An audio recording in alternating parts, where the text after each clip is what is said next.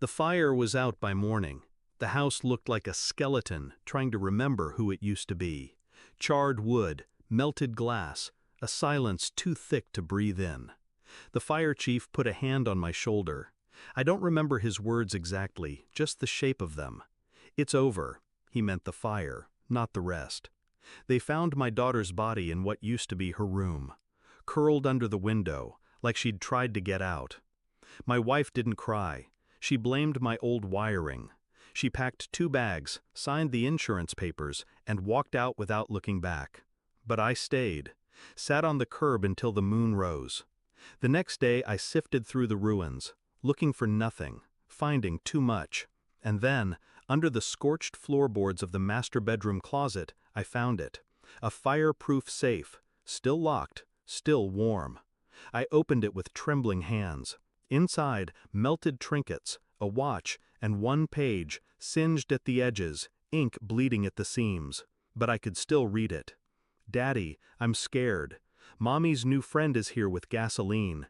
They said it was an accident." That's what she told them. Old house, bad circuits, no foul play.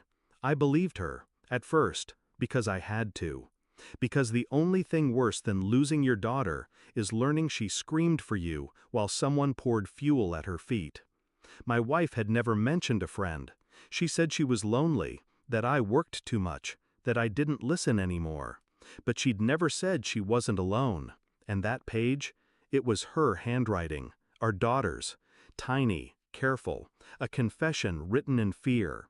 The words circled my mind like ash caught in a draft. Mommy's new friend. Gasoline. I didn't ask her, didn't accuse. I just started looking. I rented a motel near the ruins, not to sleep, just to stay close. I started with the fire report. Electrical, they said, but no clear point of origin. I requested a copy of the arson investigator's photos.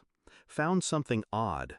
Burn patterns on the hallway floor, circular, like it had been poured, not sparked. I found the insurance claim. She'd filed it the same day, 7 hours after the flames died. Hours before they confirmed my daughter's death. Grief doesn't move that fast. Neither do claims. I checked her phone records. Late-night calls to a number I didn't recognize. Repeated, every night for 2 months.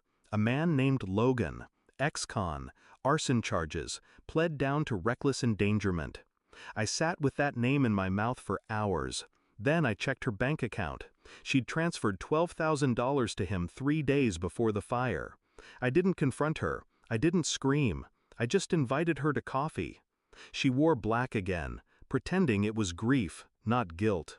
I slid a manila envelope across the table. Inside, printouts, phone logs, bank statements, photos of Logan, standing outside our house, taken from the neighbor's security cam.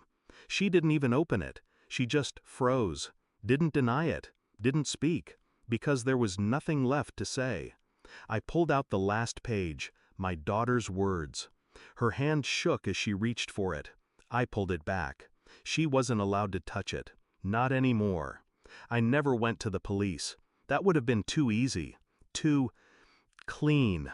Instead, I sent everything to Logan's parole officer. He violated his terms. They arrested him. Found traces of accelerant in his truck. But I didn't stop there. I sent the same packet to her employer. She was a teacher. Now she's not. I sent it to her parents, to mine, to every friend who sent us flowers and texts and sympathy. And then I bought a plot next to my daughter. Placed the diary page in a laminated frame. Buried it with her. Proof that I believed her. Then I disappeared. Left no forwarding address, no phone number, just silence. They still call it an accident. The fire, the death, the marriage. But I know better. I live in a small town now. Quiet, cold, perfect. I don't dream anymore. I wake before the sun, sit with my coffee, feel the weight of her voice between my ribs. Mommy's new friend. Not a hallucination, not grief, testimony. The truth came in ash and ink, and she spoke from it. I couldn't save her, but I made them burn in their own way. People ask if I ever talk to my wife. I tell them, She died in that fire too. And she did. Just not the way she thinks.